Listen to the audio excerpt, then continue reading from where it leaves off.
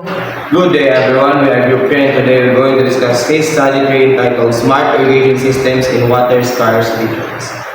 Overview. In the United States, scientists developed gene-edited crops that thrive in drought conditions using CRISPR technology. The crops promised economic relief for farmers in drought-prone areas. However, opposition groups argued that introducing gene-edited plants could harm biodiversity and lead to corporate monopolies over seed distribution. US regulators allowed commercialization but mandated transparency and labeling.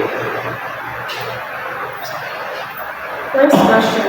How can regulation address concern about biodiversity and corporate monopolies in gene-edited crops? So, regulation for biodiversity or corporate monopolies. Government implemented strict oversight on gene-edited crops by requiring independent environmental impact assessment before approval. So, to prevent corporate monopolies, regulation could encourage open source genetic technologies, mandate seed sharing programs, and prevent restrictive patent that limit farmer access.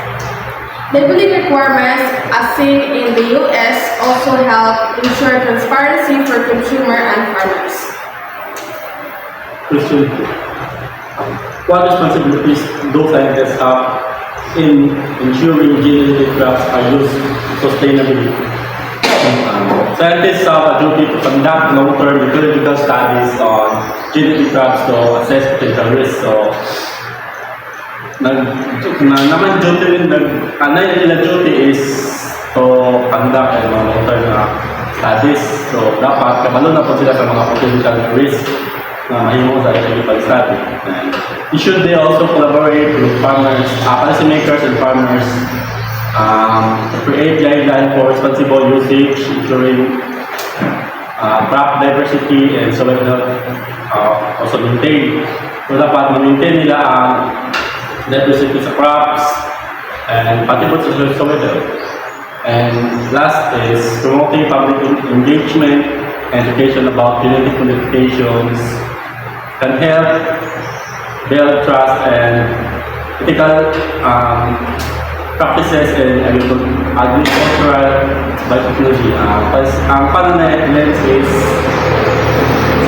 policy indications kaya dapat po ang government makakasulat mga guidelines, mga regulations para sa mga farmers and scientists na makapag-slice study.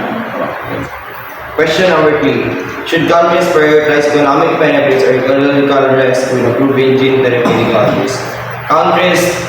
Every country kailangan nimo i-balance kung ano na mo kung saan mo balance ang economy tapos ang environmental health. So every country na sila ginakandak na survey para makuha mo ang mahibawan nila ang dagan sa ilang ang ekonomiya, ang status sa ilang ekonomiya, at the same time ang environmental health is ma-conserve nila. Ang business is thinking about risk and ethics. Kay every ginabuhat sa mga tao is na-agree sumpay na consequence. So, through survey or monitoring, ma-prevent na or ma-mitigate na ang mga risk.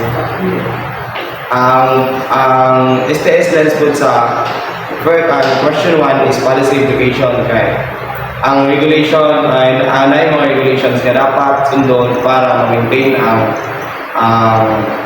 equilibrium sa tanan. So, thank you.